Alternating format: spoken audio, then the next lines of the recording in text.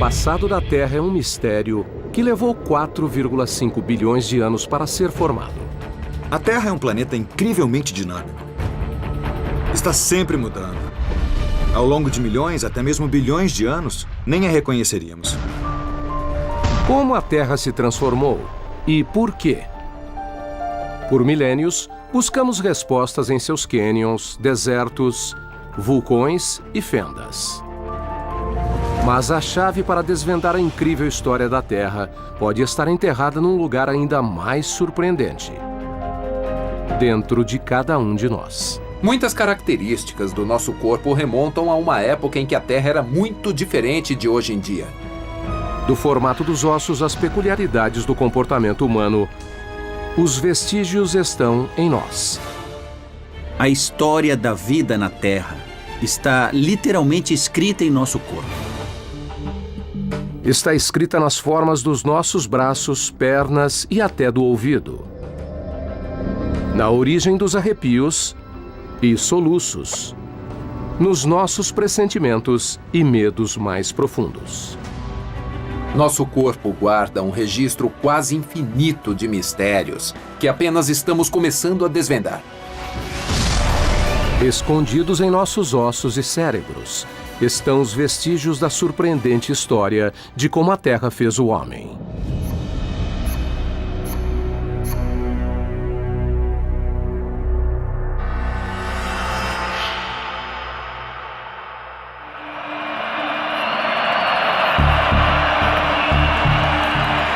Jogar bola.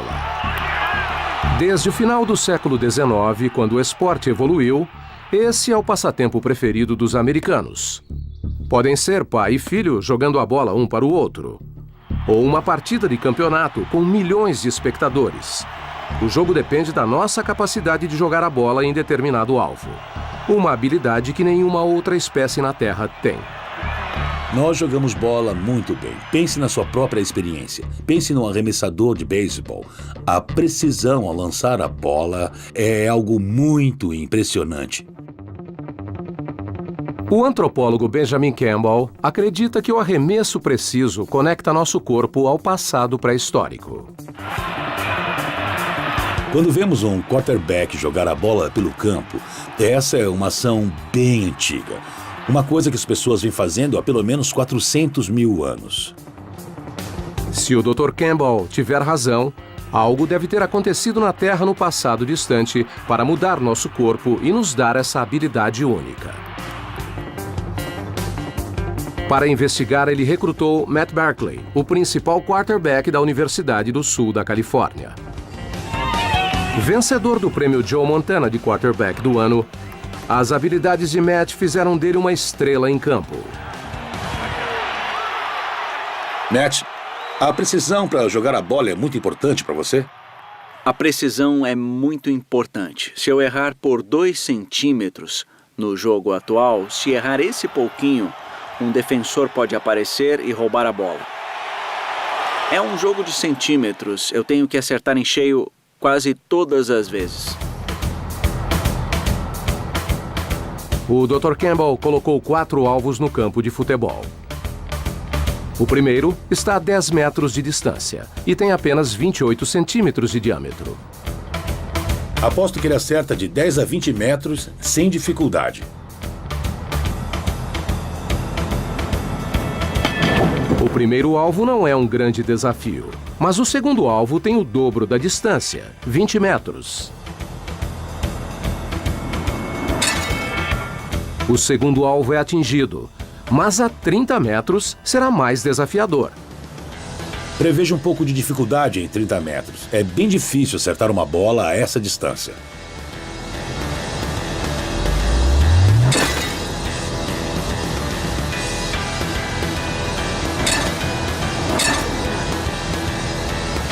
O último alvo está a 40 metros, quase a metade de um campo de futebol americano. Sinceramente, acho que ele não vai acertar a 40 metros. Ele erra por pouco, mas Matt tenta novamente.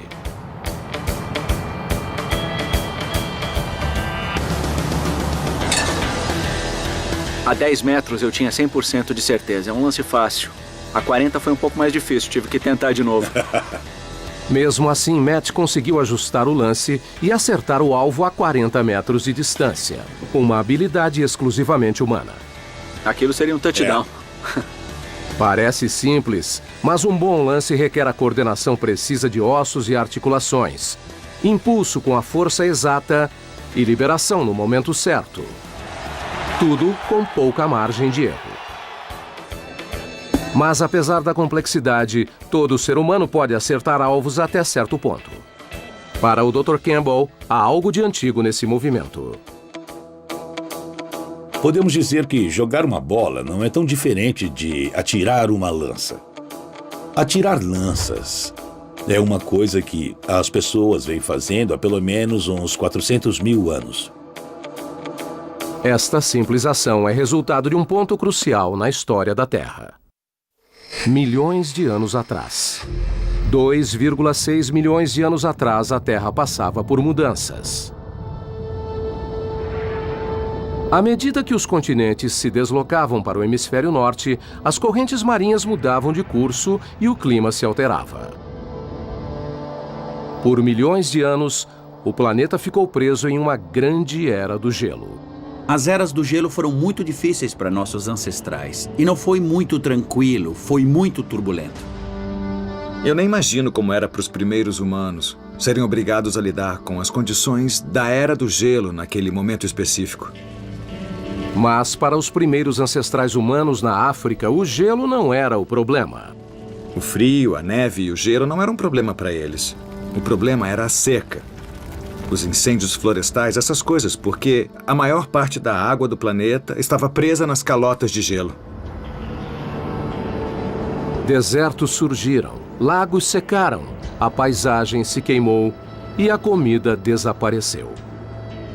Nossos ancestrais tiveram que se tornar caçadores melhores. Enquanto outras espécies usam a mandíbula e as garras para atacar, os seres humanos tiveram que se adaptar, caçando de longe. Podemos imaginar que devia ser muito mais eficaz ficar a 6 metros de distância e apenas atirar uma lança nos animais. Eles corriam bem menos perigo assim. Observando alguém como o Matt e pensando nele no contexto da nossa própria evolução, ele seria um excelente caçador. Hoje, nem duvidamos que possamos atingir um alvo, mas somos a única espécie de primata que faz isso. É interessante observar que a habilidade de arremessar é relativamente única aos humanos modernos. Há 2,5 milhões de anos, as eras do gelo nos transformaram, ajustando nosso corpo e cérebro às habilidades motoras necessárias para um arremesso perfeito.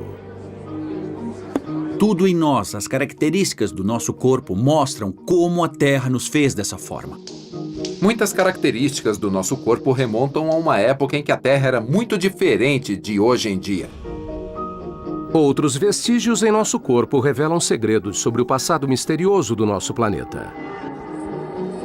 Um vestígio cotidiano, aparentemente comum, nos leva de volta ao início, antes mesmo de sermos humanos: o soluço.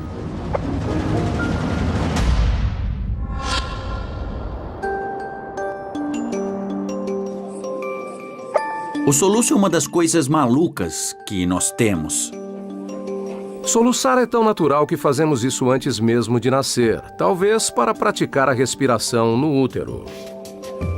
Quando soluçamos, existe um espasmo dos músculos que nos fazem inspirar e há um som de batida que vem da válvula das nossas vias aéreas se fechando. O som característico do soluço é feito pela epiglote, um tecido na garganta que atua como uma válvula para interromper a entrada de ar. Mas de onde vem esse reflexo? Não há nenhuma boa razão em humanos normais para ver um reflexo como esse. Isso acontece em alguns peixes primitivos que respiram ar. Isso também acontece com os girinos. Parte do tempo eles respiram ar e parte do tempo respiram água. Quando eles inalam água, precisam fechar a passagem para os pulmões. O soluço é uma ligação que temos com outras espécies e com um período único na Terra. Um período em que nossos ancestrais respiravam ar e água, quando nós éramos peixes. Há muito tempo, quando nossos ancestrais eram peixes, eles precisavam da capacidade de soluçar para sobreviver. Eles evoluíram em humanos, mas nós ainda temos um remanescente dessa capacidade. 400 milhões de anos atrás, a Terra era bem diferente de como a conhecemos. Naquele tempo, a Terra era um lugar muito diferente dos dias de hoje. Havia duas massas de terra naquela época. Uma era a Euroamérica, composta pela América do Norte, partes da Europa e Groenlândia. E uma grande massa de terra ao sul, composta pelos outros continentes. O resto do planeta era coberto por um vasto oceano. A Terra era o planeta da água. Por bilhões de anos, a vida existia na água, enquanto a Terra era estéril. A Terra, há mais de 400 milhões de anos, era marrom, desolada, arenosa, lamacenta. Mas tudo isso mudaria. Quando as plantas fizeram a transição para a Terra, de repente ela ficou verde. Invertebrados, aranhas, escorpiões, centopeias começaram a colonizar a Terra. Quando as plantas e insetos invadiram as terras, nossos ancestrais peixes também fizeram essa transição. Mas, para isso, precisavam respirar ar e água. O soluço é um resquício da mudança da antiga vida na água para a vida na terra. Mas há outro vestígio em nosso corpo que nos liga à vida daquela época. Você está na academia, fazendo um dos exercícios mais simples. Com os ossos e músculos de seus braços, pulsos e ombros, você se levanta como uma alavanca, usando o próprio peso corporal como resistência. Em outras palavras, você faz uma flexão. Mas o que essa simples ação revela sobre a história da Terra? O paleontólogo Ted Dassler acredita ter descoberto a resposta na ilha Ellesmere, um lugar congelado e desolado no Ártico canadense. É um lugar muito remoto e hostil. É um lugar muito perigoso. Da terra congelada antiga, Dassler desenterrou um tesouro evolutivo. Um antigo peixe apelidado Tiktaalik. Mas há algo extraordinário nesse peixe. Ele tem armas primitivas. Foi muito emocionante porque estávamos vendo algo que ninguém nunca tinha visto. Vimos detalhes do que parece ser um ombro, um cotovelo e até um pulso. O Tiktaalik estava intimamente relacionado aos nossos ancestrais diretos. Hoje, todo animal com membros, inclusive nós, ainda tem alguma versão do esqueleto primitivo visto em Tiktaalik. A asa de um morcego tem o mesmo desenho dos nossos membros, mas o morcego usa esses ossos para voar, enquanto nós usamos os braços de forma bem diferente. Quando você vai na academia e faz um exercício, está usando os mesmos ossos que o Tiktaalik tinha. Praticamente seguimos o mesmo projeto que foi criado há milhões de anos. Há 370 milhões de anos, a ilha Ellesmere era muito diferente. Na verdade, não ficava longe do Equador. A massa de terra, que agora é a América do Norte, estava ligada à Groenlândia e à Europa e tinha rios e terrenos alagados próximos a eles. O Tiktaalik viveu nesses rios antigos. E fazer uma flexão é como conseguir se elevar para sair da água e ir para a terra. Da vida na água à vida na terra. Foi assim que uma época de transição nos deu a capacidade de soluçar e fazer flexões. E nosso corpo ainda tem muitos vestígios estranhos desse antigo mundo aquático. Os genes que formam as mãos quando estamos no ventre são quase idênticos aos genes que formam as barbatanas nos peixes. Os fluidos do ouvido interno responsáveis por nosso equilíbrio são como as cavidades que ajudam a truta a se orientar nos rios. E as dores nos joelhos se devem ao fato de reaproveitarmos antigos membros de peixes para andar sobre duas pernas. A migração da água para a Terra moldou nossos destinos. Mas não era a última vez que a Terra se transformaria.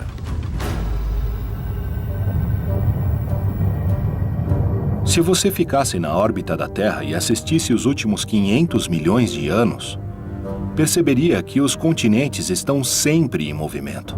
As calotas de gelo aparecem e somem. Tudo isso muda constantemente.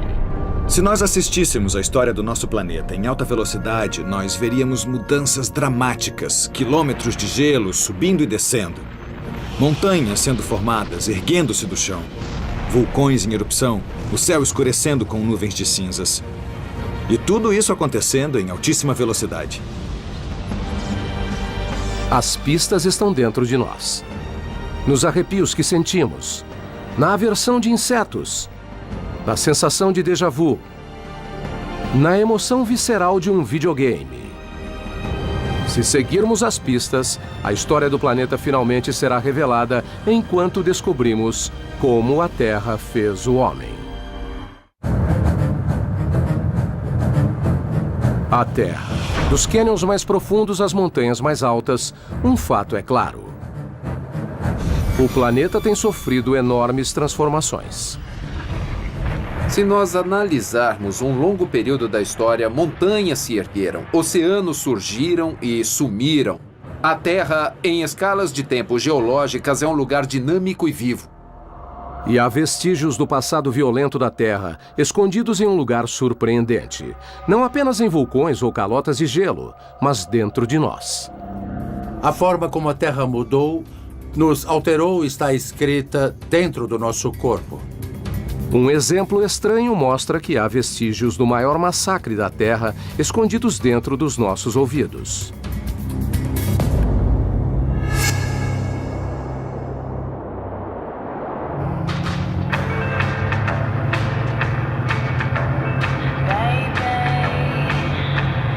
Você está dirigindo pela estrada ouvindo sua música preferida no rádio. E ouve não só o baixo e o ritmo da música, mas as frequências mais altas da voz do cantor. E pode ouvir essa incrível gama graças a 3 pequenos ossos dentro do ouvido. São os menores ossos do corpo humano, menores até do que uma moeda. Quando as ondas sonoras atingem esses ossos, eles vibram, amplificando o som à medida que viaja para o fundo do ouvido. É isso que proporciona uma audição aguçada. Mas a origem desses 3 ossos nos conecta a uma era diferente. Uma época em que criaturas estranhas habitavam a Terra. Há uma série de criaturas bizarras que existiam antigamente. E algumas nós nem sequer sabemos como eram. 260 milhões de anos atrás. Muito antes dos seres humanos, até dos dinossauros. O supercontinente Pangeia era dominado por répteis primitivos. Répteis como o de Metrodonte. Com dentes afiados e uma longa vela nas costas, ele parecia um dinossauro, mas tinha muito mais em comum conosco do que com um tiranossauro.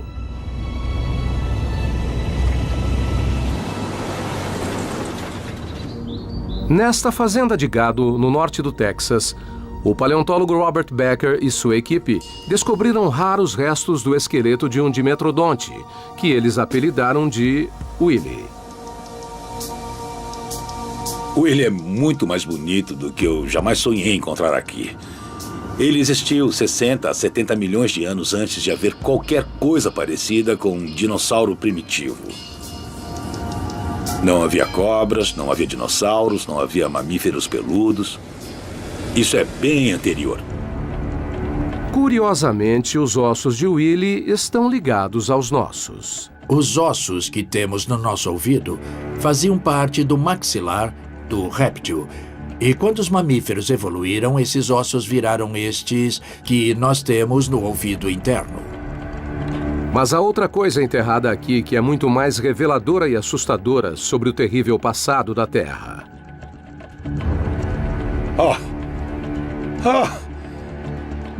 Você tem que ver isso. Isso é inspirador. Te deixa de queixo caído. Esse rancho no Texas não é apenas o túmulo de Willy. No solo encontra-se uma evidência do maior apocalipse na história da vida na Terra. Numa área a 30 metros de altura, houve uma extinção em massa. De repente, eles se foram. Foi a primeira extinção em massa em terra. Isso é uma cena de crime. Eu vou tomar cuidado. 250 milhões de anos atrás, logo após a época do Dimetrodonte, houve um evento tão catastrófico que foi chamado simplesmente de a Grande Agonia. Há 250 milhões de anos, a grande maioria das espécies na Terra foi totalmente eliminada. 70% das espécies em terra e 95% das espécies no mar foram subitamente eliminadas. Foi uma eliminação colossal de vida e transformou drasticamente o futuro da história evolutiva. A teoria que prevalece é de que erupções vulcânicas massivas em toda a Pangeia lançaram gases tóxicos que sufocaram quase tudo na Terra. Na verdade, durante a Grande Agonia, toda a vida na Terra poderia ter sido completamente dizimada. Alguns parentes próximos do Dimetrodonte sobreviveram e se tornaram os primeiros mamíferos. Seus corpos e ossos chegaram até nós, incluindo os ossos do ouvido. Mas outras características em nosso corpo remontam a esses mesmos répteis sobreviventes. Nosso metabolismo de sangue quente, o formato diferente dos dentes e até o fato de que podemos mastigar e respirar ao mesmo tempo. Mas a Grande Agonia não foi a última extinção em massa. Estudando a história da Terra, vemos que houve pelo menos 5 enormes eventos cataclísmicos que moldaram drasticamente a história da vida. Em média, as extinções em massa globais acontecem a cada 100 milhões de anos. O conceito de uma extinção em massa é uma coisa muito difícil de nós entendermos, porque é quando praticamente toda a vida na Terra desaparece e poucos sobrevivem. Às vezes acontece em milhões de anos, ou então num evento cataclísmico. A extinção em massa mais recente está relacionada diretamente a nós. E os vestígios desse evento estão em nossa própria pele.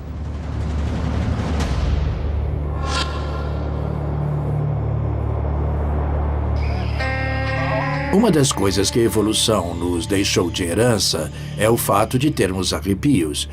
E os arrepios vêm de uma época em que nosso corpo era coberto de pelos, que ficavam em pé quando estávamos excitados ou com medo. Quando sentimos frio ou medo, pequenos músculos chamados eretores de pelo levantam nossos pelos. O reflexo prendia o calor na pelagem, fazendo-nos parecer maiores para os predadores. Não somos mais peludos como nossos ancestrais, mas o reflexo permanece. O corpo humano é cheio de resquícios estranhos do nosso passado evolutivo. Podem não ter nenhuma função hoje, mas são bons indicadores de onde viemos. Os arrepios também são um elo com a última extinção em massa. Um evento que levaria até nós. 65 milhões de anos atrás. Os dinossauros reinaram por mais de 100 milhões de anos. Para não serem devorados, nossos ancestrais mamíferos viviam sem chamar a atenção, como as pequenas criaturas peludas que vivem em tocas. Os seres humanos podem traçar sua origem até espécies de ratos que coexistiram com os dinossauros. Não acho que alguém que chegasse à Terra há 66 milhões de anos pensaria que os mamíferos pequenos sobreviveriam. Eles saíam à noite, eram pequenos, viviam em tocas, não estavam muito bem. Mas o mundo estava prestes a mudar novamente. Agora acredita-se que o evento de extinção dos dinossauros provavelmente foi causado pelo impacto de um enorme asteroide com a Terra. Foi gerado tanto calor pelo impacto do asteroide que gigantescas tempestades de fogo se alastraram pelo planeta. Por um tempo, a Terra era bem escaldante. Instantaneamente, os dinossauros e a maioria das espécies na Terra foram aniquilados. Mas, de alguma forma, nossos ancestrais conseguiram sobreviver. Por pura sorte darwiniana, os mamíferos pequenos conseguiram se enterrar e resistir ao grande desastre. Sobreviventes do Armagedon, eles passaram esses dados genéticos, inclusive o arrepio, para nós. Se não fosse pelo impacto do asteroide, nós nem estaríamos aqui hoje. É realmente muito impressionante pensar que a nossa história dependeu totalmente de uma coisa que caiu direto do céu. Sobreviventes de diversos cataclismos, nós ainda carregamos as marcas de cada extinção em massa. Analisando a história, vemos uma cadeia de acidentes, chances de sobrevivência e vários quase acidentes, quase catástrofes, chegando até nós, felizes sobreviventes. Mas mudanças ainda maiores nos aguardavam. Se você já acordou com um espasmo ou pensou ter visto um rosto nas nuvens, é porque fomos moldados pelos predadores mais perigosos da Terra. Da colisão dos supercontinentes, as 5 extinções em massa apocalípticas, algumas características da nossa anatomia foram definidas por um planeta em transformação. Mas a jornada evolutiva de minúsculos mamíferos aos seres humanos atuais deixaria sua marca de forma bem estranha.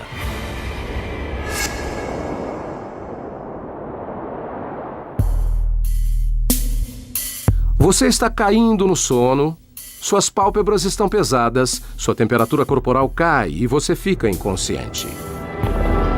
Então, de repente, um espasmo súbito sacode seu corpo e você acorda. Se você já dormiu e acordou de repente sentindo um espasmo, isso é mioclonia. Costuma acontecer no início do sono, não quando estamos profundamente adormecidos. E acordamos com um espasmo. Quando dormimos, os músculos começam a relaxar, mas o cérebro interpreta esse relaxamento como uma sensação de queda e contrai os músculos para nos manter na posição vertical. A ironia desta sensação de queda é que as pessoas dormem em camas gigantes, camas king size, onde há pouca ou nenhuma chance de cair. Então, por que acordamos com essa sensação de queda? A resposta não está em nosso mundo moderno, mas no local em que dormíamos milhões de anos atrás. Esse vestígio parece ser consistente com a ideia de que, no ambiente ancestral, não dormimos no chão. Passamos milhões de anos dormindo em árvores, como os primatas. 15 milhões de anos atrás, os mamíferos evoluíram em inúmeras espécies, incluindo os primatas. Uma enorme floresta tropical cobre a África e nossos ancestrais primatas não dormiam no chão, mas nas árvores dessa floresta. A mioclonia nos impede de cair no chão enquanto estamos dormindo. Mas não é só a queda que pode nos matar. Imagine que é de noite e você cai no chão com um baque, alertando todos os predadores da sua presença. Não só a queda seria fatal, mas imagine se você se machucasse. Não poderia escapar dos predadores. Vivíamos em árvores para evitar predadores. Evidências arqueológicas confirmam esse fato perturbador. Nem sempre estivemos no topo da cadeia alimentar. Nós é que estávamos no cardápio. Descobrimos que muitos ossos de humanos, de hominídeos, eram devorados e mastigados. Eram abertos até chegar ao tutano. Os nossos ancestrais viviam ao lado de uma grande variedade de animais que haviam se adaptado por milhões de anos para virarem assassinos ferozes. Estavam sempre correndo o risco de serem comidos por tigres, leões e várias outras criaturas que poderiam nos atacar e nos devorar. Naquela época, a Terra era um lugar perigoso. Nós não éramos os caçadores, mas a caça. E essa terra predatória deixou sua marca de forma estranha.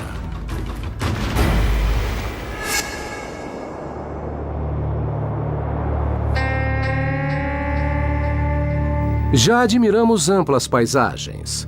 Elas têm um efeito calmante sobre nós. O cérebro libera substâncias químicas que relaxam os músculos e diminuem a respiração.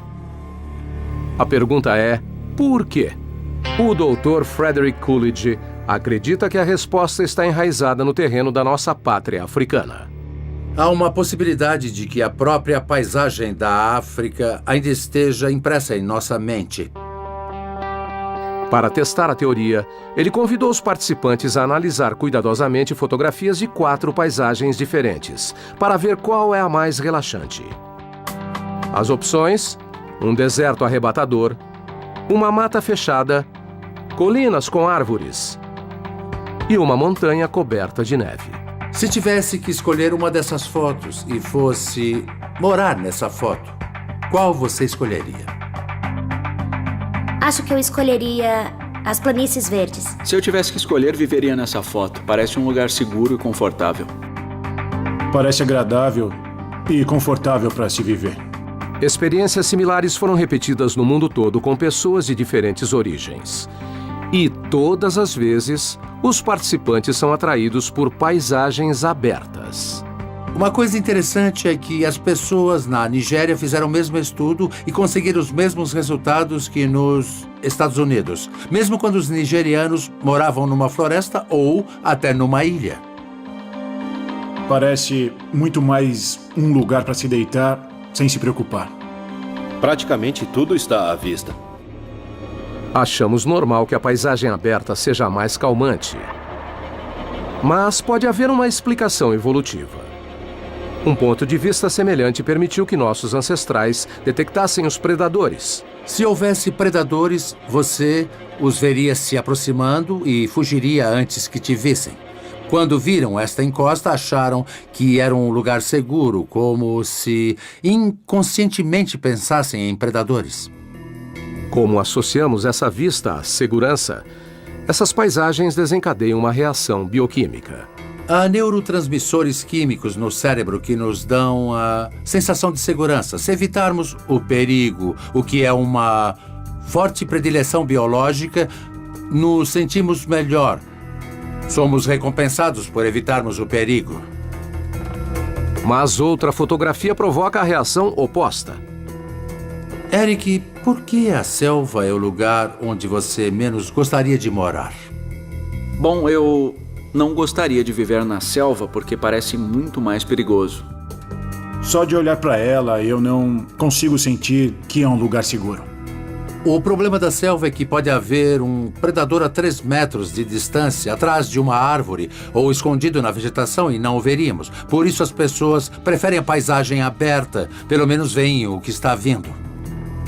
Ao contrário da selva, as colinas parecem reproduzir a paisagem onde vivemos milhões de anos no passado. 4 milhões de anos atrás, nossos ancestrais primatas viviam na fronteira entre as florestas densas e as savanas abertas. Acredita-se que, por muito tempo, nosso ambiente ancestral, há milhões de anos, era na entrada de uma floresta. Podíamos nos aventurar na floresta para caçar ou comer restos. Mas também podíamos usar a pradaria, a savana, para avistar predadores e nos esconder em segurança. Então, quando a paisagem aberta nos relaxa, talvez seja porque nos lembremos inconscientemente da vista das árvores em que nossos ancestrais viviam. Acordar com um espasmo ou desfrutar de uma paisagem aberta, nossos reflexos nos ligam à forma de sobrevivência na antiga terra predatória. Mas o nosso medo natural de predadores ainda resiste de outras formas. 2 das fobias mais comuns são de cobras e aranhas, ameaças mortais nas florestas africanas. Nossa percepção de cor e a visão 3D foram aperfeiçoadas quando evoluímos para detectar predadores camuflados. E um dos motivos de suarmos ao sentir medo talvez seja porque assim nossa pele fica escorregadia e mais difícil para um predador segurar.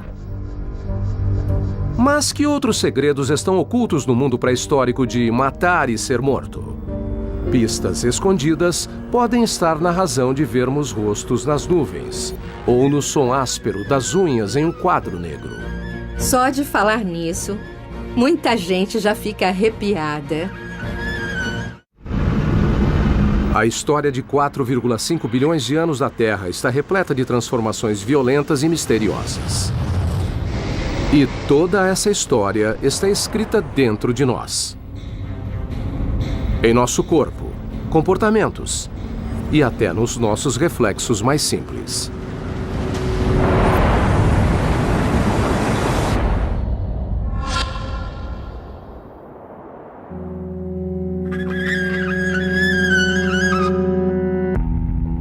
Um som arrepiante.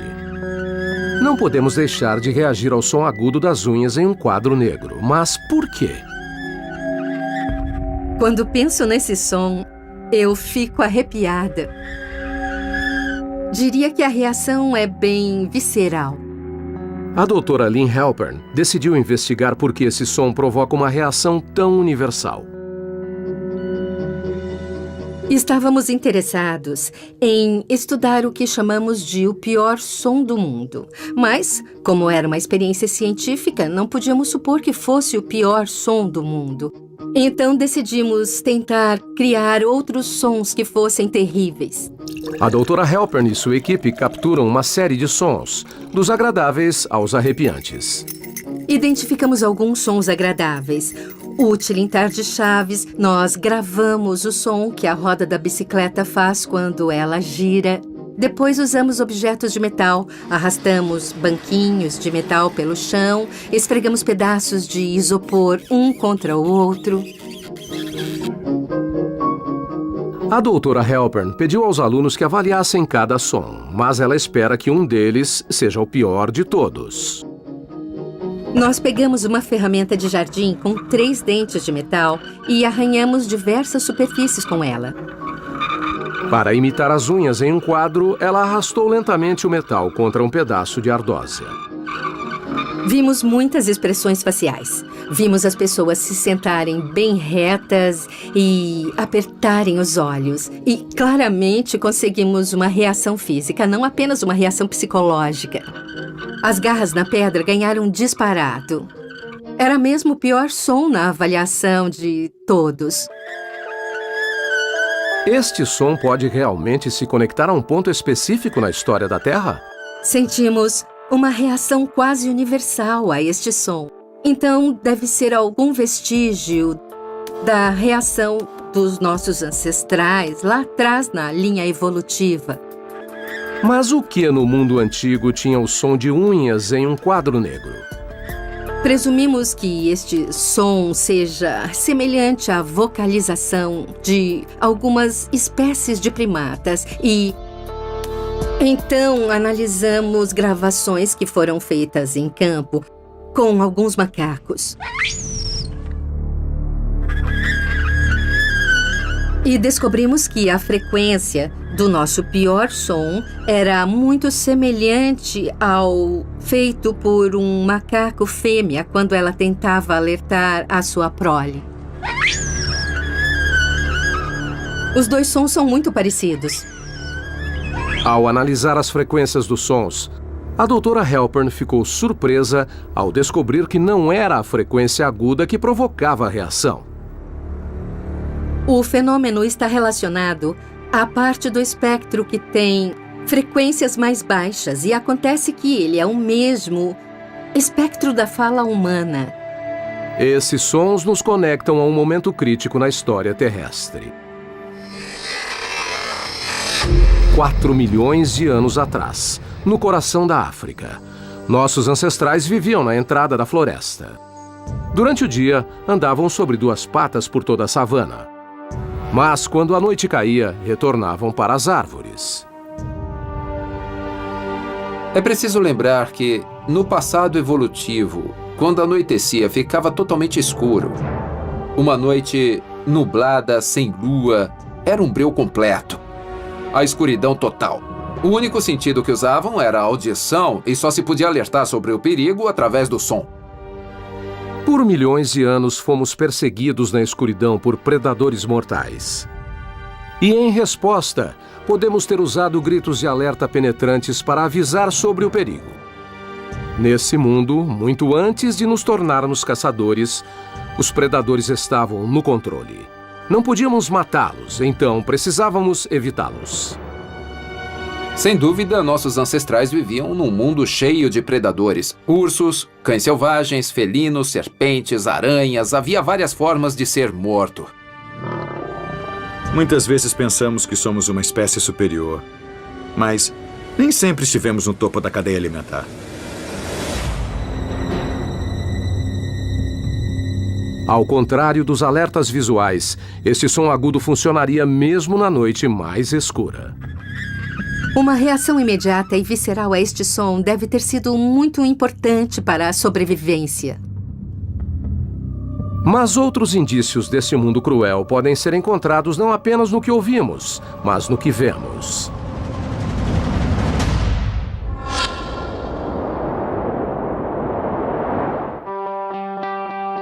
Todos já olhamos para as nuvens e vimos rostos.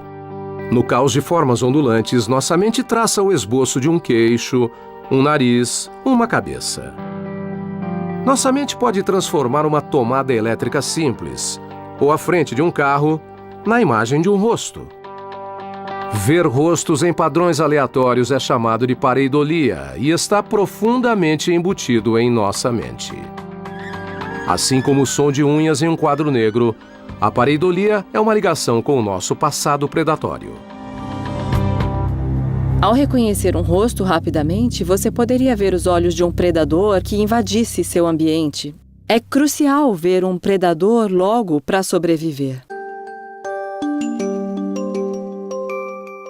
Para saber a que velocidade o cérebro reage aos rostos, a doutora Nushine Radikan colocou os voluntários em um sofisticado scanner de cérebro e apresentou-lhes uma série de imagens. Algumas de rostos e outras de objetos comuns que se parecem com rostos. Vimos que objetos que se parecem com rostos ativam uma parte do cérebro que é importante para o reconhecimento facial, como aconteceria com um rosto real. Ou seja, reconhece como se fosse um rosto real. Em apenas 170 milésimos de segundo, 2 vezes mais rápido que um piscar de olho, nosso cérebro percebe esses objetos como rostos, antes mesmo de nos conscientizarmos disso. É um sinal bem rápido. Então, você vê rostos sem ter que pensar nisso. Eles aparecem na sua frente. Há pouca dúvida de que vemos rostos para detectar outros membros da nossa própria espécie, como uma criança reconhece o rosto da mãe.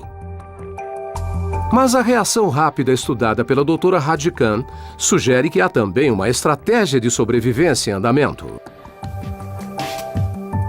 Se um predador estivesse por perto, você teria que vê-lo muito rápido. E eu acho que é por isso que evoluímos para ver rostos tão rápido. Por que vemos rostos até quando não estão lá? Talvez na escuridão e no caos do nosso antigo ambiente, fosse melhor prevenir do que remediar. Em nossa antiga terra natal, precisávamos estudar a paisagem constantemente em busca de algo que pudesse nos atacar. O centro de medo do nosso cérebro está sempre em alerta, monitorando cada fluxo de entrada sensorial em busca de sinais de perigo, o tempo todo. É melhor para o cérebro ver um rosto onde não há um rosto que não ver o rosto onde há um rosto. Então, quem sobreviveu estava preparado para detectar rostos. É um reflexo que permanece até hoje. Em 2004, um sanduíche de queijo grelhado, supostamente com o rosto da Virgem Maria, foi leiloado por $28 mil. E em 1956, as notas canadenses precisaram ser trocadas porque as pessoas acreditavam que viam o rosto do diabo no cabelo da rainha Elizabeth. O mundo dos predadores moldou nossos comportamentos mais profundos. Mas nem sempre fomos à caça. Sempre que corremos ou sentimos um impulso agressivo, é porque estamos ligados a uma época em que a Terra nos transformou, de caça, em caçadores. Século XXI, Terra. 7 bilhões de seres humanos se espalharam por todos os continentes do globo, garantindo seu lugar no topo da cadeia alimentar. Mas nem sempre foi assim. Hoje vivemos num mundo onde não somos devorados por predadores, mas no início da evolução humana nós éramos. Sempre podíamos ser devorados por tigres, leões e vários outros animais que poderiam nos atacar e nos devorar. Mas como se deu a mudança de equilíbrio? Como a Terra nos transformou de presas fáceis a predadores perfeitos? As pistas estão escondidas em nosso próprio corpo.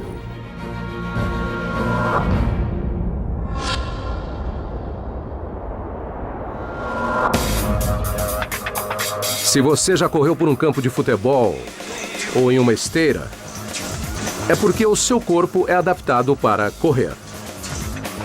Dos joelhos grandes à regulação da temperatura, podemos não perceber, mas nosso corpo foi feito para correr distâncias incrivelmente longas. Eu me levanto às 4 da manhã, tomo café, vou para as montanhas e corro entre 25 e 30 quilômetros por dia. Diane Van Dieren é uma ultramaratonista de elite. Eu sou uma ultramaratonista profissional e me especializei em corridas de mais de 160 quilômetros. É uma corrida contínua por várias horas.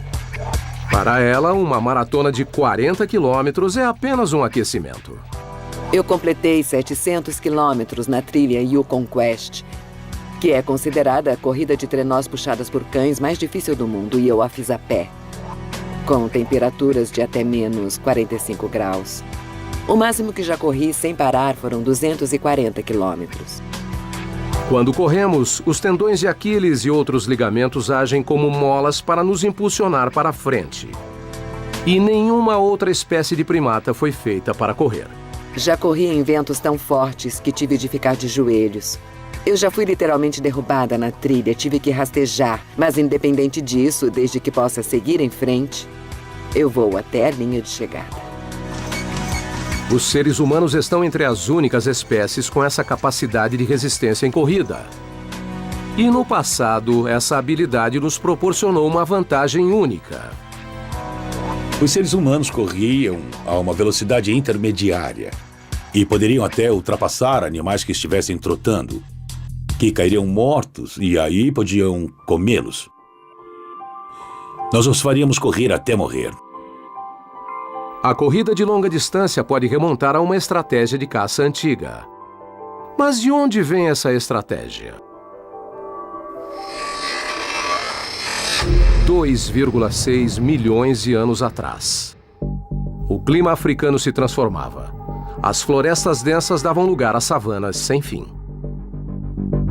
Parece que a África secou, transformando-se gradualmente em pastagens mais abertas. Um novo ambiente pedia uma nova estratégia. Era um ambiente novo, com concorrência nova, com clima novo e ameaças novas. Enfrentaram uma gama de pressões adaptativas e tiveram que mudar para sobreviver. Embora nem todos possam correr as distâncias incríveis que Diane percorre, o apelo de concluir uma maratona sugere que ainda há algo profundamente enraizado nesse movimento. Um eco da vida nas savanas pré-históricas. As pessoas correm em maratonas porque gostam de se cansar, mas porque gostam de se cansar correndo, parece que não há nenhum outro motivo que não seja a utilidade na caça. Ainda hoje, vemos resquícios de nossa vida primitiva como caçadores. O que nós vemos nas espécies animais é que tudo que aquele animal precisa fazer para sobreviver, geralmente é algo que lhe dá prazer. Para nós, isso significa que ainda sentimos prazer nos movimentos de caça, como jogar bola, bater ou até mesmo num videogame de tiro moderno. É nessas atividades que vemos uma ligação primordial com as habilidades que antes representavam a sobrevivência. Os primeiros humanos viviam em um planeta violento e precisavam estar preparados. Essa história também aparece em outro lugar surpreendente.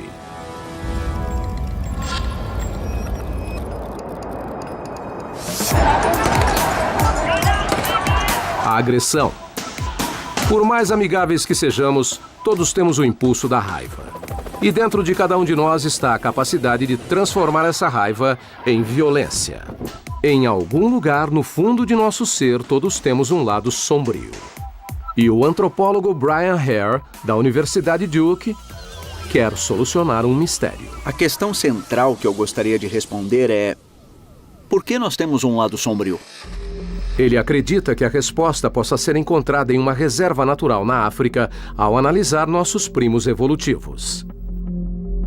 Todo mundo está familiarizado com os chimpanzés, mas eis a surpresa, há 2 espécies de chimpanzé, e muitos não sabem disso. A outra espécie se chama bonobo. E os bonobos são espécies únicas. Os babuínos, os chimpanzés, os gorilas e nós.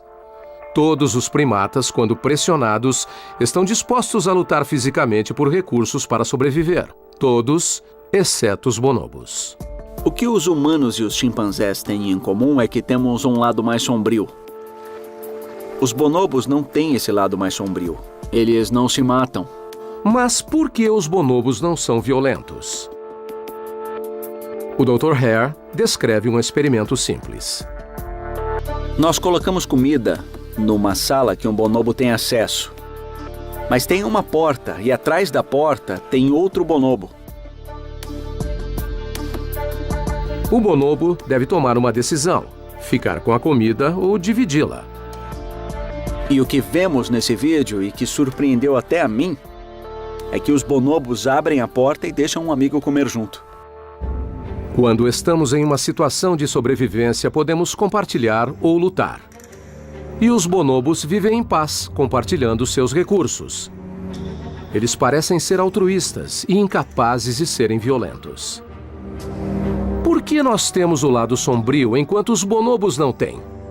O Dr. Hare acredita que um rio na África tem a resposta. O rio Congo é o 2º maior rio do mundo, perde apenas para o Amazonas. Ele meio que faz um ponto de interrogação pelo continente. O rio Congo. Com 4.800 quilômetros de comprimento e até 13 quilômetros de largura e pelo menos 1 milhão de anos. 1 milhão de anos atrás, esse rio era apenas uma barreira. No lado norte estavam os chimpanzés e os humanos primitivos, no lado sul os bonobos. O rio Congo separa a terra dos chimpanzés da terra dos bonobos. Os bonobos não sabiam nadar e não conseguiram atravessar um rio enorme como o Congo, que virou uma barreira, separando as espécies que evoluíram em florestas separadas. As eras do gelo destruíram os alimentos disponíveis na nossa pátria africana. E diante da catástrofe, os bonobos ficaram isolados, sem concorrência. Então, sobreviveram com a partilha. Mas no lado norte do rio, os primeiros humanos, chimpanzés e outros primatas lutavam pela sobrevivência. Assim, nossos impulsos mais profundos de agressão e violência podem remontar a um tempo em que vivíamos no lado errado do rio. Depressa! Qualquer tipo de característica geográfica que separe 2 populações pode criar uma divisão genética nessas 2 populações. Isso acontece com rios, ilhas, geleiras e até mesmo uma cadeia de montanhas pode separar 2 populações diferentes e fazê-las evoluir totalmente separadas. De inúmeras formas, ainda estamos profundamente enraizados em nossa pátria pré-histórica africana. Tem um lugar no mundo, mais que qualquer outro, que é o berço da humanidade e que nos fez como somos hoje. Esse lugar é a África.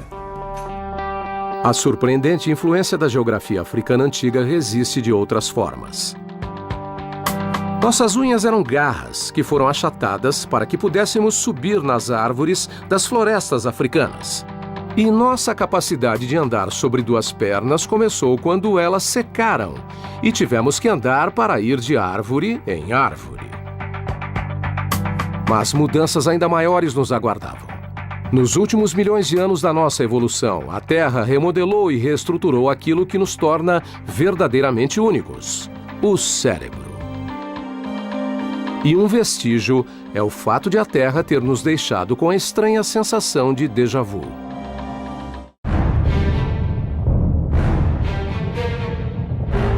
Dos ossos nos pés aos músculos no rosto, nosso corpo tem vestígios do planeta em transformação onde evoluímos. Mas segredos ainda mais estranhos podem ser desvendados nos mistérios da mente. As pressões seletivas do mundo antigo não mudaram apenas nosso corpo. Ossos ou músculos também mudaram nossa mente. Diferentes partes do cérebro evoluíram em diferentes momentos da história evolutiva. A história do nosso planeta está escrita nas dobras e pregas do nosso cérebro. E um exemplo surpreendente está no motivo de vivenciarmos uma falha evolutiva.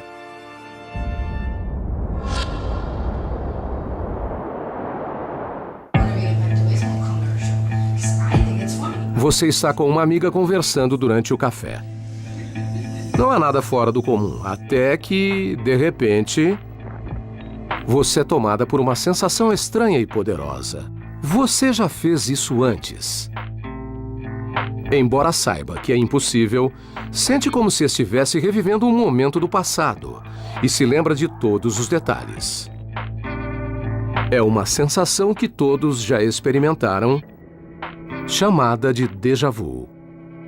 Déjà vu é a sensação de ter estado lá antes mesmo de acontecer. O Dr. Michael Persinger, na Universidade Laurentian, estuda anomalias da mente humana, como o déjà vu. Ele acredita que o déjà vu seja causado por microataques em duas áreas fundamentais do nosso cérebro. Os lobos temporais, o esquerdo e o direito, acima das orelhas, e neles ficam as áreas que envolvem memória e significado. Como pequenas tempestades elétricas, os microataques afetam as áreas que processam as memórias. Na verdade, percebemos que o cérebro todo sofre microataques, ainda mais quando sonhamos. Sonhamos toda noite e nas áreas profundas do cérebro parece haver atividades elétricas. O déjà vu é igual. Em seu laboratório, o Dr. Persinger pode até criar a sensação de déjà vu em cobaias. Ao estimular o lobo temporal direito, esses estados alterados aparecem. A sensação de ter vivido aquilo antes de acontecer. O déjà vu tem uma origem antiga. É uma ligação misteriosa com um momento crucial na história do nosso planeta. 2 milhões de anos atrás. Os primeiros seres humanos ainda estavam no auge da era do gelo mais recente. A Terra passava por mudanças climáticas e sofria com secas e incêndios repentinos. A volatilidade obrigou os humanos a encontrarem novas formas de sobreviver. Como consequência, nosso cérebro sofreu um aprimoramento súbito, uma expansão de 300%. Nos últimos milhões de anos, nosso cérebro cresceu dramaticamente. Quem tinha um cérebro maior vivia melhor, então houve uma pressão constante e adaptativa para o cérebro ser cada vez maior. A parte do cérebro que se expande mais rapidamente é o neocórtex, uma área que inclui o lóbulo temporal. Mas como um fabricante de computadores que corre para criar um novo sistema operacional, sempre há falhas no software. Algumas extravagantes como o déjà vu. Nosso cérebro é um produto da evolução, tanto quanto o nosso corpo, e eles surgiram ao longo de milhões e milhões de anos, então não é de surpreender que as mesmas características ambientais que formaram o nosso corpo também tenham afetado nossa forma de pensar e agir. Os microataques que criam o déjà vu normalmente não são perigosos. Mas, em raros casos, esses vestígios evolucionários saem do controle e se transformam em convulsões epiléticas. Foi o caso de Diane Van Deren. A primeira convulsão que eu tive foi no carro com minha mãe. Não me lembro como começou, mas eu lembro como terminou. Tive uma dor de cabeça horrível. Eu não sabia quem eu era, o que era o quê, quem era quem. Era como se eu tivesse sido atropelada por um caminhão. As convulsões pioraram com o passar dos anos. Foram ficando cada vez piores e mais fortes. E eu tinha de 3 a 5 convulsões por semana. Estranhamente, as convulsões sempre começavam com uma intensa sensação de déjà vu. Tinha essas sensações estranhas que eram rápidas e breves. Era um aviso de que logo eu teria uma convulsão. Parecia que eu estava tendo, sabe, um déjà vu. Tipo, já estive aqui, já fiz isso. Eu sentia que sabia o que ia acontecer a seguir. Acho que a sensação de déjà vu é uma falha que está ocorrendo. É algo que está acontecendo no cérebro, como se algo fosse irromper. A doença foi se agravando e a única opção de Diane era a cirurgia cerebral. Os médicos descobriram que as convulsões estavam isoladas em uma pequena parte do cérebro dela. Lembro de dizer, é isso aí, nós conseguimos. Os médicos removeram um pedaço do lóbulo direito temporal de Diane. Literalmente abriram a minha cabeça, tiraram meu crânio e cortaram um pedaço do tamanho de um kiwi do meu lobo direito. As convulsões pararam e o déjà vu também. A cirurgia foi horrível, mas se eu faria de novo, iria amanhã de manhã, sem pestanejar. Do caso extremo de Diane Van Deren, às sensações de déjà vu que todos nós experimentamos, os vestígios de um tempo antigo estão incorporados em nossa mente. De uma época em que a Terra selecionava quem tinha cérebro maior. O caso de Diane Van Deren é um exemplo extremo de como a Terra se expandiu depressa e moldou nossa mente. Mas a programação antiga da nossa mente ainda vive de outras formas. O planeta volátil que nos deu o déjà vu também nos deu a capacidade de tomar decisões rápidas. E vemos isso aplicado em nosso cotidiano. Estudos mostram que, no meio do caos de um jogo de futebol, um quarterback tem só 3,5 segundos para decidir onde lançar a bola. Esse é o quarterback Matt Barkley. Como quarterback, é importante tomar decisões rápidas no jogo? Bom, hoje em dia é tudo bem rápido no jogo. As coisas acontecem em milissegundos. Vejo como os caras se alinham, os outros jogadores em movimento, as mudanças de posições, e o cérebro tem que entender tudo isso antes de eu receber a bola e fazer um lance. Tudo acontece num piscar de olhos. Como Matt, todos nós agimos de acordo com instintos profundos. Quando o Matt toma essas decisões no campo, ele não tem tempo para pensar. Ele age por instinto, por impulso. Não são só os jogadores que fazem isso. Todos nós fazemos. Por exemplo, quando nós dirigimos e temos que tomar decisões instantâneas. Achamos que a maioria das nossas ações é decidida conscientemente, mas, na verdade, a maior parte do que fazemos vem de um comportamento automático e instintivo. Mas de onde vêm esses instintos? A resposta pode estar na história de como a Terra nos programou com a intuição e nos deu o reflexo do nojo. A Terra. Ao longo dos últimos milhões de anos, o nosso planeta remodelou nosso corpo. Mas não parou por aí. Há vestígios do passado misterioso da Terra no formato de nossos ossos e no modo como pensamos. Muito do que pensamos, do modo como pensamos, foi determinado por nossa história evolutiva. Parece uma ideia radical, mas é cada vez mais aceita por psicólogos do mundo todo. Quando as pessoas pensam na evolução, costumam pensar na transformação dos braços, das pernas, de características físicas, mas também afetou as nossas mudanças de comportamento.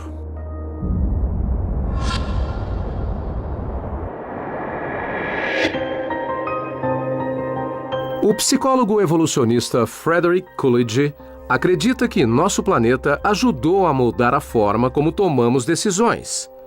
E ele desenvolveu um método para provar isso. 7 vermelho. Você conseguiu. Eu adoro ganhar. Opa, hoje é meu dia. O jogo é um excelente exemplo para entender como as pessoas tomam decisões. O Dr. Coolidge convidou 3 participantes para jogar roleta e ver como as pessoas tomam decisões. Nesse jogo de sorte, como decidir em que apostar? Quando vemos as pessoas jogarem, até as ouvimos dizer: sei que não é racional, sei que não faz sentido, mas eu tenho um pressentimento. É por isso que os psicólogos gostam de estudar o jogo. 8. Vai ser 8 dessa vez, eu só tô avisando. Uma das participantes apostou no número 8 e ficou apostando no 8, mesmo sabendo que ela tinha uma pequena chance de acertar. A probabilidade é de apenas 1 em 38. Para cada rotação da roda, ela segue a intuição.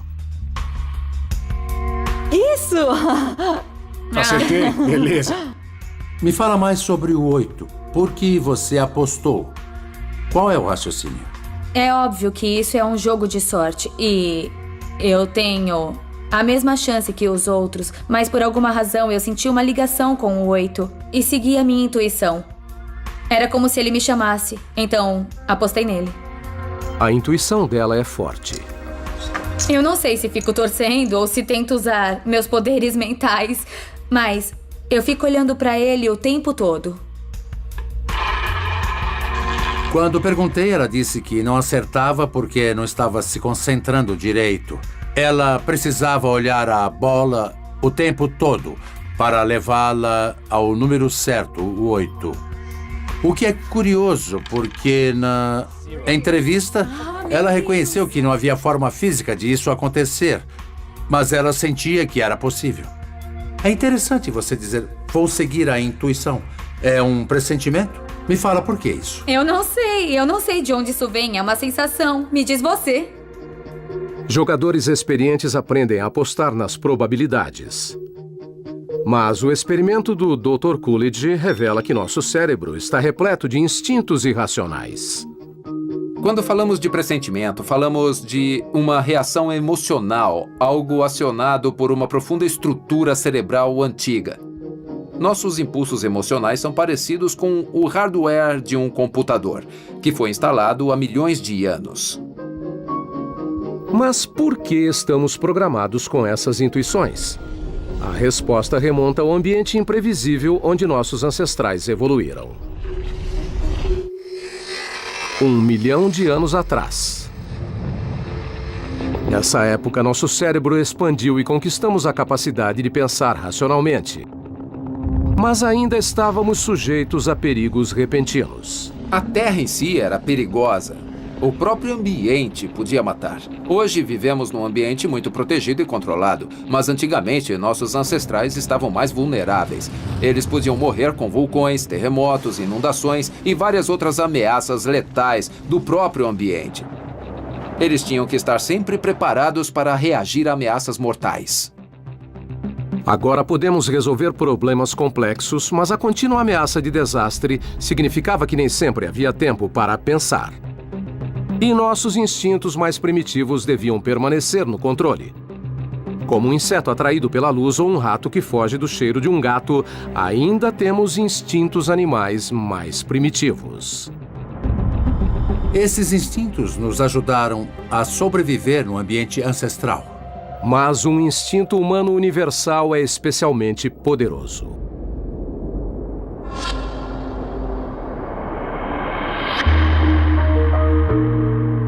Você está jantando em um restaurante. A pessoa à sua frente enxuga o suor da testa, coça a pele, limpa os dentes e até assoa o nariz. Você tem uma reação física. Vira a cabeça, franze a testa, contrai os lábios e tenta se afastar. Os cientistas descobriram que este é um dos instintos humanos mais poderosos: o nojo. Há um conjunto de emoções que são básicas e universais: medo, raiva, nojo. Recuamos fisicamente em determinadas situações. É uma emoção incrivelmente visceral e no mundo todo as pessoas reagem ao nojo da mesma forma. Fazem uma expressão facial característica mais ou menos assim. E na maioria das vezes elas vão para trás. O professor de psicologia Gavin Fitzsimmons, da Universidade Duke, acredita que esta reação física seja parte de um padrão mais profundo. Obrigado por vir e participar do nosso estudo de hoje. Ele realiza um experimento não convencional. É um estudo bem simples sobre a preferência das pessoas por sucos. Diria que gosta de suco de laranja? Eu adoro suco de laranja. É, que bom. Você pode tomar um gole? Tá gostoso. Ótimo. O que eu quero fazer agora é colocar em contato com o suco de laranja algo que eu acabei de esterilizar. Oh, não. Eu vou mergulhar isso no suco de laranja. Eu vou mexer um pouquinho. Ai, meu Deus.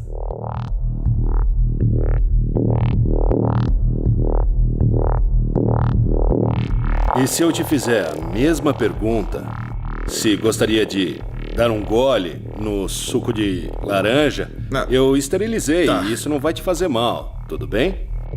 Entendi. Eu tenho que... Não. Não. De jeito nenhum. Só se eu ganhar alguma coisa. Tá certo. Como o Dr. Fitzsimmons previu, há um padrão nas reações físicas. Você enruga o nariz e então ergue o lábio superior e muitas vezes aperta os olhos. As pessoas se afastam, cobrem a boca. Essas reações instintivas afastam fisicamente boca, olhos e nariz do que poderia ser uma fonte de infecção. Inconscientemente, tentamos nos proteger. Isso até supera a lógica racional. Após ser esterilizada, a barata é mais segura do que uma fruta do supermercado. Mas eu disse que eu esterilizei isso. Sabendo que está limpo, por que a sua preferência mudou tanto com o contato com um objeto esterilizado? Porque esse objeto estéril tem muitos pelinhos nele. Não foi surpresa que ninguém quisesse beber o suco. Se eu esterilizar de novo e mergulhar no suco, você vai beber o suco? Não, não importa. Não quero mais. Foi uma reação forte, tipo... Não se deve fazer isso com suco de laranja. As pessoas sabem, em um nível racional, que a barata esterilizada é estéril e não faz mal. Isso mostra que o nojo é uma das coisas que estão embutidas em nós há muito, muito tempo. Nas grandes populações humanas, as doenças foram o que mais afetou a sobrevivência dos nossos ancestrais. Ao longo da história humana, a mutação e a evolução de doenças contagiosas foram um assassino muito pior do que as erupções vulcânicas, os terremotos ou predadores. No mundo antigo, qualquer doença podia ser fatal. Nossos ancestrais tinham que reagir com nojo e aversão a coisas que podiam provocar doenças. Nossos reflexos mais comuns já foram uma proteção vital contra os germes. Os germes só foram descobertos em 1856 por Louis Pasteur, mas nossa mente evoluiu e nos adaptamos para evitar a infecção. O instinto é tão forte que às vezes foge do controle. Esses instintos podem superar toda a razão. Algumas pessoas lavam as mãos 200, 600 vezes por dia e reconhecem que é irracional. Chama-se transtorno obsessivo-compulsivo. Elas reconhecem que é irracional e as incomoda, mas não conseguem evitar. Da forma como fazemos apostas, às coisas cotidianas que nos enojam. Foi assim que a Terra nos ensinou a seguir a intuição, a sentir nojo e a se manter vivo. As ameaças aos primeiros seres humanos, grandes e pequenos, modelou nosso corpo e comportamento. Mas um único evento, há mais de 70 mil anos, colocou a humanidade em sua maior provação e nos tornou verdadeiramente humanos. É de arrepiar pensar como a raça humana chegou perto da extinção. A Terra e sua história remontam a incríveis 4,5 bilhões de anos. Essa história ainda nos influencia de forma surpreendente. Um exemplo está em uma pesquisa intrigante sobre sexo. As taxas de natalidade no mundo todo revelam uma tendência em comum. Após um terremoto, o número de nascimentos salta. Os desastres naturais parecem induzir as mulheres a entrar em trabalho de parto. Mas um segundo padrão ocorre, exatamente 9 meses após um desastre. As taxas de natalidade saltam novamente. Além de influenciar as mulheres a entrarem em trabalho de parto, os desastres de forma inconsciente nos encorajam a ter relações sexuais. Se há algum tipo de explicação evolutiva para isso, pode ser que, após acontecer um desastre, você imediatamente queira ter mais filhos. É uma garantia de que assim você vai substituir os membros da sua tribo que teriam se perdido ao longo do caminho. A evidência é clara. Desastres sempre ameaçaram a sobrevivência humana. Nossos ancestrais não se preocupavam só com os predadores, pois a própria terra era perigosa. Relâmpagos, chuvas secas, cheias, o ambiente podia matar. Muitos desastres antigos moldaram nosso planeta. De impactos de meteoros a erupções vulcânicas que nem se comparam ao que os humanos já viram. Mas os desastres também contribuíram para moldar gradualmente o corpo humano e orientar nosso comportamento. Tudo em nós pode ser rastreado, até eventos como um grande terremoto, ou um tsunami, ou grandes erupções vulcânicas. Estamos à mercê de forças geológicas. Embora tenha havido inúmeros desastres no passado, uma única catástrofe pode ter realmente nos transformado em humanos. E isso está codificado em nosso DNA.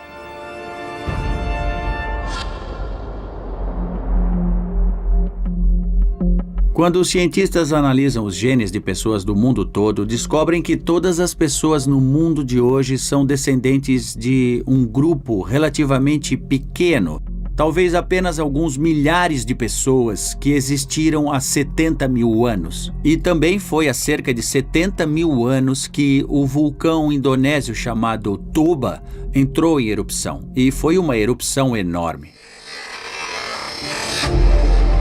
74 mil anos atrás, na ilha indonésia de Sumatra, um dos piores desastres na história da humanidade lançou o mundo no caos total. Das profundezas do Monte Toba, 2.500 quilômetros cúbicos de magma irromperam.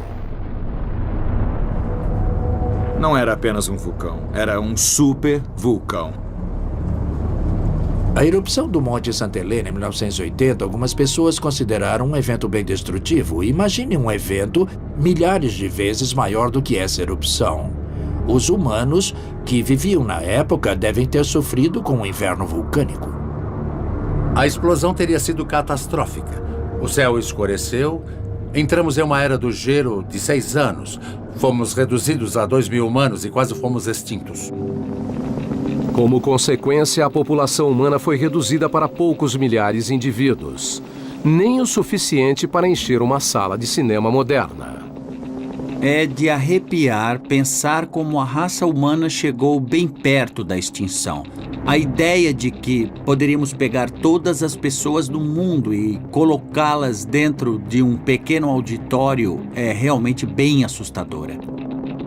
Todas as pessoas podem traçar sua própria história de volta a esses sobreviventes.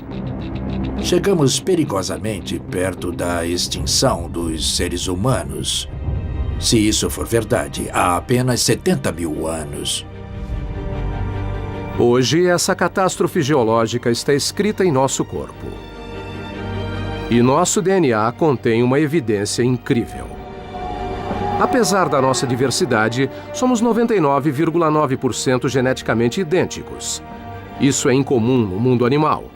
Até as drosófilas são 10 vezes geneticamente mais diversas do que nós. Os cientistas acreditam que nossa semelhança é um resultado direto da redução populacional provocada pelo Monte Toba. Achamos que já vimos de tudo. Tornados, terremotos, tsunamis, erupções vulcânicas. Mas, para falar a verdade, no fim das contas, nós só vimos a ponta do iceberg do que a Terra sofreu no passado. Nós nem imaginamos a escala. Nenhum profissional como eu tem ideia da dimensão de uma catástrofe realmente grande. A cor dos nossos olhos, o formato dos nossos ossos e até o funcionamento da nossa mente. São pequenas evidências do imprevisível planeta que nos criou. Agora que reunimos essas evidências em corpo e mente, um quadro completo da história da Terra começa a surgir. Nós podemos analisar e traçar alguns dos maiores eventos que já ocorreram no nosso planeta, olhando não só a história da vida humana, mas de toda a vida na Terra, de sua origem humilde até nosso presente. Se encaixarmos todas as peças, saberemos a história completa. 206 ossos, 640 músculos, trilhões de células. O corpo humano é uma criação do planeta que nos rodeia. E dentro dele, há um mapa que conta a história da própria Terra.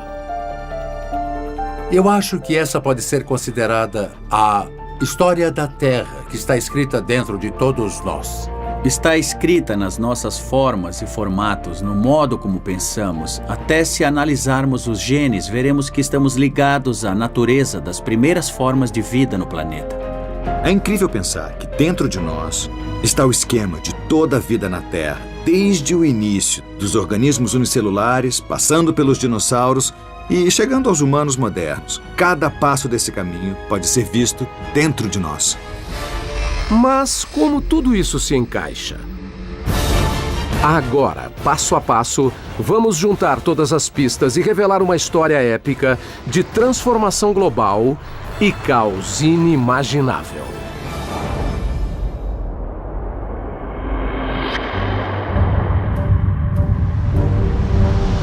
4,5 bilhões de anos atrás, a Terra nasceu como uma massa escaldante de rocha derretida, violenta demais para haver vida.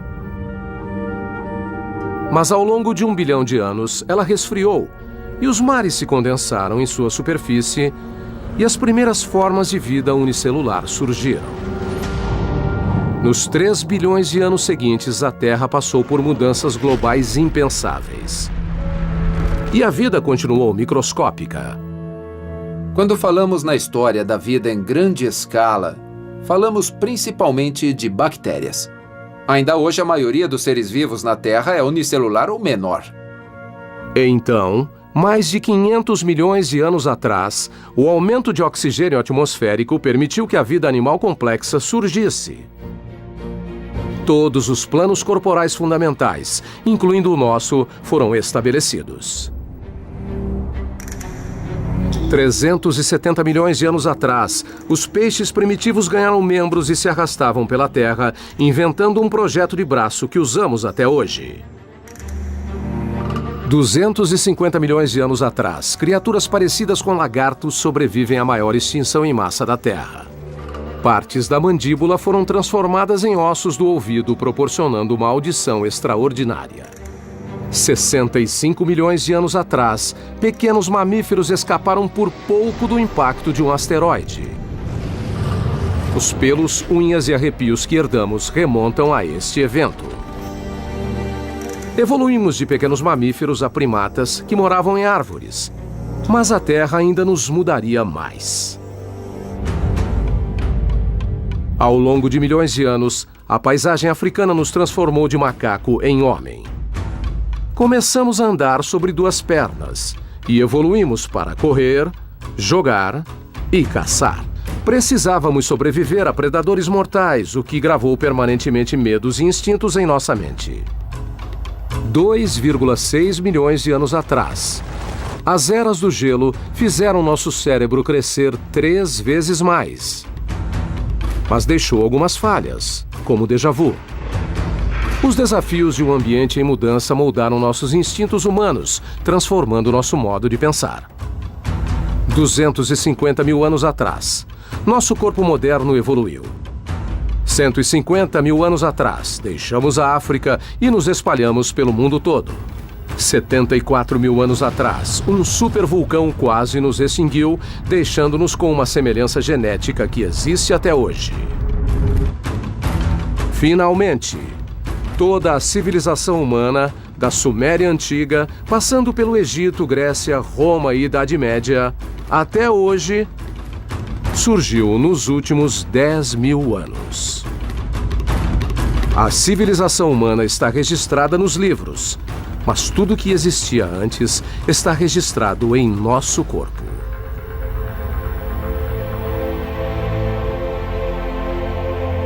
O que descobrimos é uma façanha.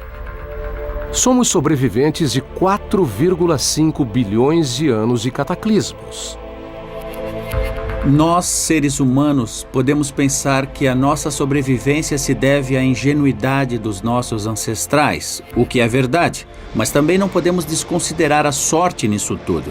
porque em vários momentos os nossos ancestrais podiam ter sofrido com as catástrofes, como outras espécies, e podiam ter sido extinguidos. Algumas vezes estivemos perto de desaparecer totalmente. Desde os organismos unicelulares, 30 bilhões de espécies passaram pela Terra e 99,9% delas foram extintas. É impressionante pensar que nós, seres humanos, somos produtos de tantas extinções em massa. Do surgimento dos primeiros organismos unicelulares, passando pela época em que eles saíram do mar, os répteis, os dinossauros, a eventual ascensão dos mamíferos, até nós. Temos muita sorte, não é? Mas há o outro lado da história. A Terra nos fez como somos hoje. E a Terra não parou de mudar. No futuro, os continentes vão criar outro supercontinente. O Oceano Atlântico vai ser bem grande e depois vai começar a se fechar de novo e ficando menor a cada ano até que as Américas, a Europa e a África vão finalmente se juntar de novo. E nesse tempo todo, outro asteroide ou supervulcão pode mudar a história novamente, nos transformando ou nos eliminando totalmente. Na história da vida, a extinção dita as regras. Então, de acordo com o que aconteceu a outras espécies, uma hora nós seremos extintos e a evolução vai atuar nos sobreviventes, aumentando assim os ambientes que ficarão vazios, porque os humanos e outros primatas podem ter sido extintos. Eu apostaria nos guaxinins. Eles têm as mãos muito boas, são bem inteligentes e, se sobreviverem à próxima extinção em massa, talvez inventem ou reinventem a tecnologia e todas as coisas que os humanos têm feito. Independente do que acontecerá, apenas uma coisa é certa: o futuro da Terra e dos homens é imprevisível. A evolução está acontecendo hoje. Espécies estão em constante mudança. Espécies que conhecemos hoje vão ser extintas, mas a vida vai continuar. Se avançássemos a história em 1 milhão de anos, e se os humanos sobrevivessem até lá, eu só posso imaginar como nós seríamos. A evolução não acabou. Os seres humanos são um produto da evolução no passado, e enquanto o mundo continua a mudar, nós vamos mudar com ele. Como vamos ser e como vamos reagir a isso, não há como saber.